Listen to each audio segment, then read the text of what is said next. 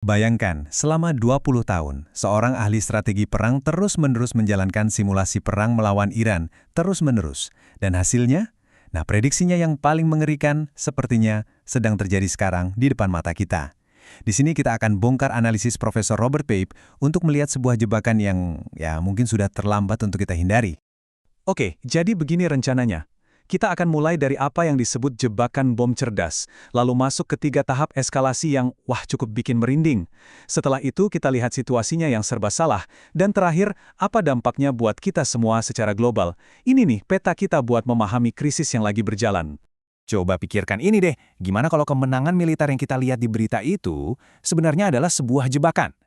Ini pertanyaan utamanya dari Profesor Pape, dan ini yang akan jadi benang merah kita.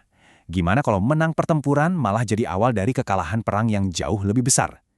Ini bikin kita mikir ulang kan, apa sih arti menang sebenarnya?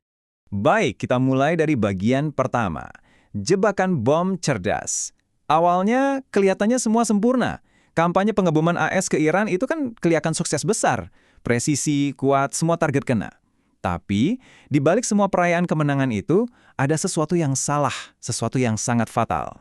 Nah, disinilah letak masalahnya. Setelah bom-bom itu meledak, Presiden Trump langsung mengklaim kemenangan kan? Tapi ada satu pertanyaan penting yang nggak terjawab.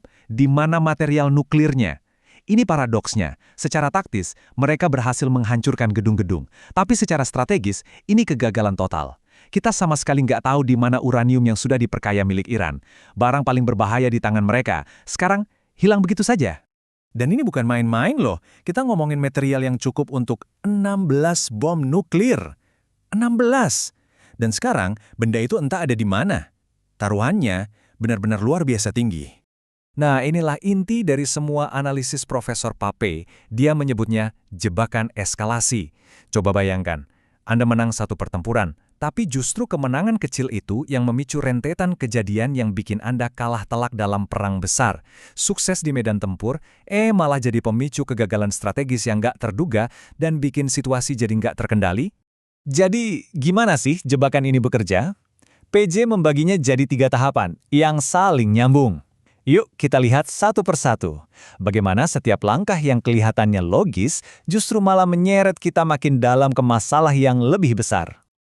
Oke, tahap 1, memenangkan pertempuran. Disinilah semua ilusi kesuksesan itu dimulai. Dan kita akan lihat gimana pengeboman yang sempurna itu justru jadi awal dari semua masalah. Lihat deh perbedanya. Di satu sisi, sukses taktis. Bomnya 90% lebih kena sasaran. Infrastruktur hancur lebur. Kelihatannya kemenangan telak. Tapi di sisi lain, gagal strategis. Kenapa? Karena material nuklirnya udah dipindahin duluan. Jadi tujuan utamanya nggak tercapai. Musuh masih punya apa yang dari awal kita incar. Dan sekarang kita masuk ke tahap 2, kalah dalam perang. Gagal dapat material nuklir di tahap pertama itu bukan berarti konfliknya selesai. Oh, tentu tidak. Malah kegagalan itu memicu tindakan yang lebih nekat. Dan akibatnya jauh lebih berbahaya. Nah, ini analogi yang cerdas banget dari Pape untuk menjelaskan kesalahan berpikir AS. Mereka pikir rezim Iran itu kayak menara Jenga. Rapuh. Tinggal cabut satu balok penting, misalnya pemimpinnya, dan semuanya bakal ambruk. Tapi ternyata salah besar. Realitasnya, rezim itu lebih mirip Matrix, sistem yang bisa beradaptasi. Satu bagian dihilangkan, sistemnya langsung cari cara buat ngisi kekosongan itu, dan seringnya malah jadi lebih kuat dan lebih agresif. Kutipan dari Pape ini benar-benar menohok. Ketika Anda menyingkirkan pemimpinnya, Anda mungkin membunuh sang pemimpin. Tapi yang Anda dapatkan sebagai gantinya adalah rezim yang lebih keras, lebih tangguh, yang ingin membalas dengan lebih agresif. Ironis kan? Niatnya mau melemahkan rezim dengan membunuh pemimpin tertinggi, penggantinya malah putranya yang jauh lebih radikal, yang gak peduli lagi sama fatwa ayahnya soal larangan senjata nuklir. Jadinya, AS malah tanpa sengaja menyingkirkan satu-satunya rem bagi program nuklir Iran. Lalu, apa balasan Iran? Sesuatu yang disebut eskalasi horizontal. Cerdas juga, karena mereka tahu nggak bisa lawan AS 1 lawan 1 secara militer, jadi mereka menyerang titik lemahnya. Apa itu? Ya sekutu-sekutunya, seperti Arab Saudi dan UEA. Mereka coba ganggu pasokan minyak, bikin kacau ekonomi, dengan harapan koalisi AS pecah dan mereka dipaksa keluar dari wilayah itu. Nah, semua tekanan ini, material nuklir yang hilang, rezim baru yang lebih galak, serangan ke sekutu, semuanya mengarah ke satu titik. Tahap 3, prediksi. Ini dia tahap yang paling ditakuti. dorongan yang sepertinya tak terhindarkan untuk mengerahkan pasukan darat.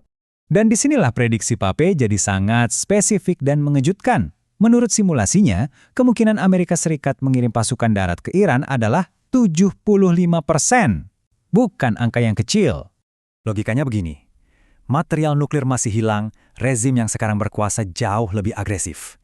Jadi US seperti didorong ke sudut. Opsi lain hampir nggak ada.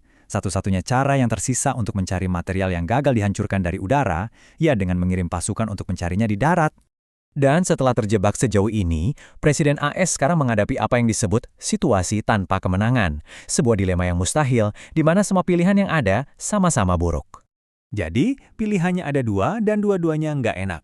Opsi pertama, sudahi sekarang. Hentikan pengeboman, tarik pasukan. Ya, memang ada kerugian politik, tapi jangka pendek dan bisa diatasi. Opsi kedua, nekat, gandakan taruhan. Terus eskalasi selama berminggu-minggu atau bahkan berbulan-bulan. Risikonya, kegagalan politik jangka panjang yang masif, mirip-mirip seperti di Vietnam. Tentu saja, masalah ini nggak cuma berhenti di Timur Tengah. Kalau eskalasi ini terus berlanjut, dampaknya akan terasa di seluruh dunia. Gelombang kejutnya akan mempengaruhi ekonomi dan keamanan kita semua. Apa saja dampaknya? Pertama, sudah pasti harga minyak naik. Ancaman Iran ke Selat Hormuz itu langsung bikin harga bensin di seluruh dunia melonjak.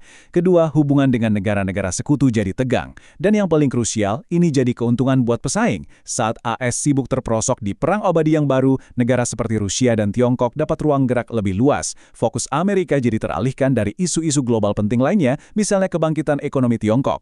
Dan kita sampai di akhir dengan satu pertanyaan yang paling menusuk dari semua analisis Pape ini. Setelah melihat pola jebakan strategis yang sama terjadi berulang kali, mulai dari Vietnam sampai Afghanistan, kita jadi harus bertanya, apakah bahaya terbesar bagi Amerika itu sebenarnya bukan musuh dari luar, tapi justru dirinya sendiri?